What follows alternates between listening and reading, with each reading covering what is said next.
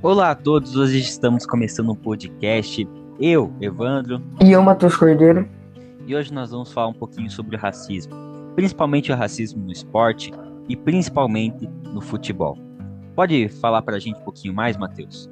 Bom, eu vou falar um pouco sobre como o racismo começou no Brasil e como ele foi sendo trazido até hoje. Bom, a história do racismo no Brasil está diretamente ligada ao período colonial e à escravidão. Desde a chegada dos portugueses em 1500, milhares de africanos foram trazidos à força para o Brasil e submetidos ao trabalho escravo. Durante mais de 300 anos, a escravidão foi a base da economia do país, e os negros eram tratados como mercadorias. Mesmo após a abolição da escravidão, 1888, a discriminação continuou. Após a abolição mesmo, o Estado não ofereceu apoio aos ex-escravizados que foram marginalizados e excluídos dos direitos básicos, como educação e trabalho digno. Ao mesmo tempo, o governo incentivou a imigração europeia, reforçando a ideia de branqueamento da população.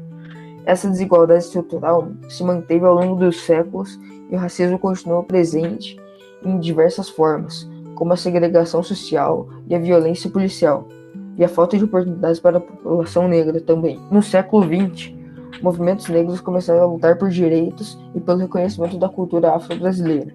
A partir dos anos 2000, políticas afirmativas como cotas raciais em universidades e no serviço público foram implementadas para tentar reduzir desigualdades históricas. Apesar dos avanços, o racismo ainda é um problema sério no Brasil, refletindo na desigualdade social, na representatividade e na violência contra a população negra. Pode continuar, Evandro, por favor? Agora eu vou falar um pouquinho dos impactos que o racismo tem até hoje. O racismo no Brasil ainda afeta a vida de muitas pessoas de diferente forma. Por muito tempo, a população negra foi deixada de lado após a escravidão, sem acesso à educação, emprego e moradia digna.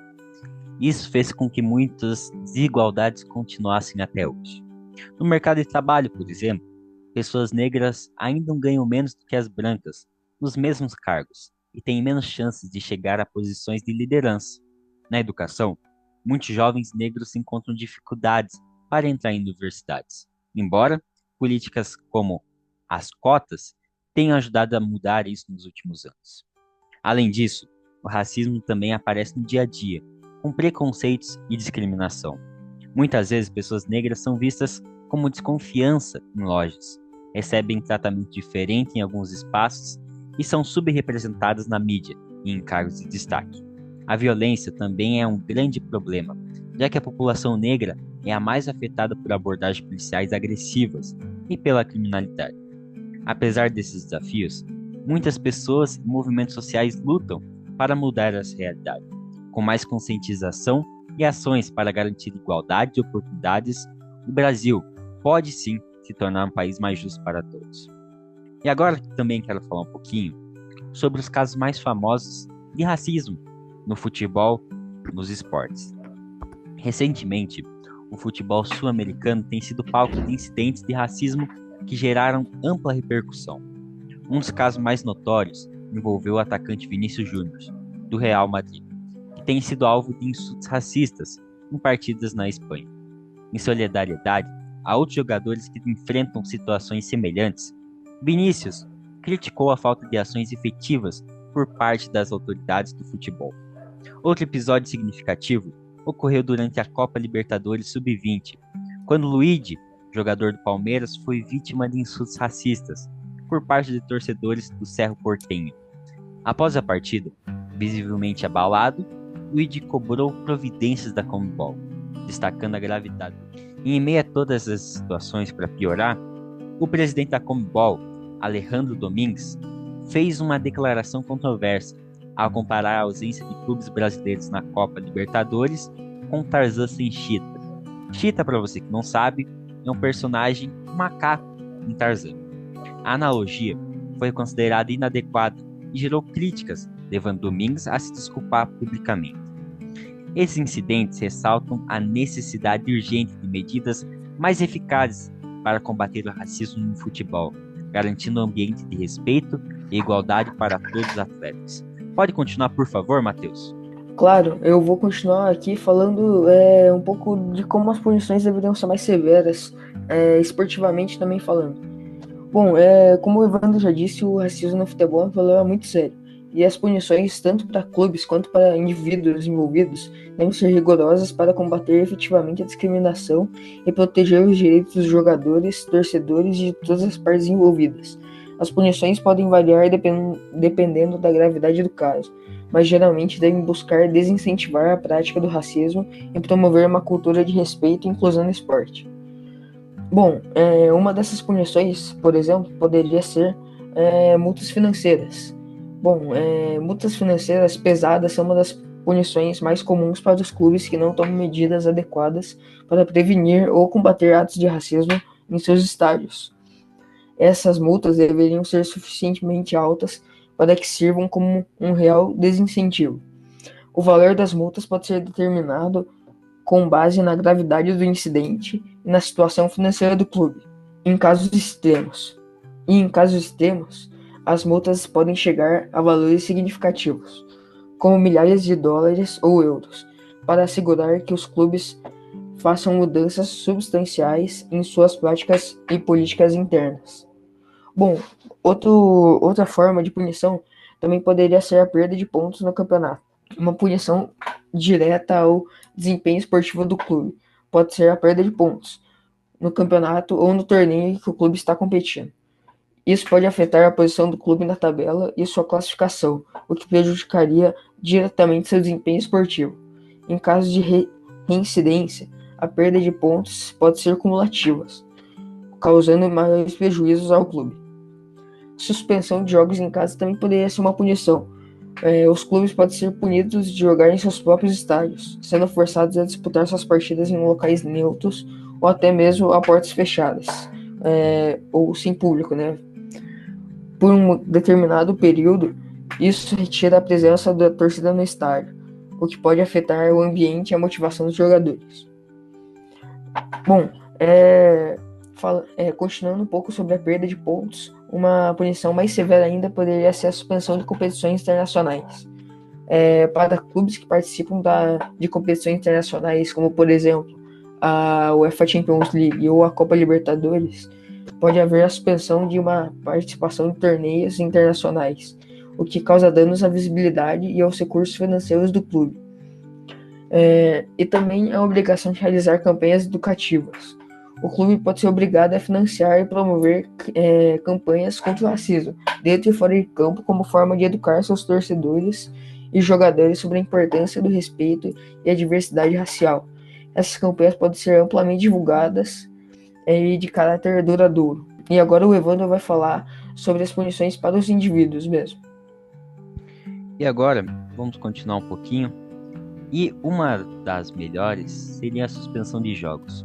Jogadores que cometem atos racistas devem ser suspensos de competições, com uma duração que pode variar de alguns jogos a temporadas inteiras, dependendo da gravidade do ato. A suspensão pode ser suficiente para que o indivíduo entenda a seriedade da infração e, se necessário, faça uma reabilitação social e educacional. No caso de torcedores, se o racismo ocorrer nas arquibancadas, as punições podem incluir a proibição de comparecer aos estádios por um período determinado, ou até a proibição vitalícia de frequentar eventos esportivos. 2.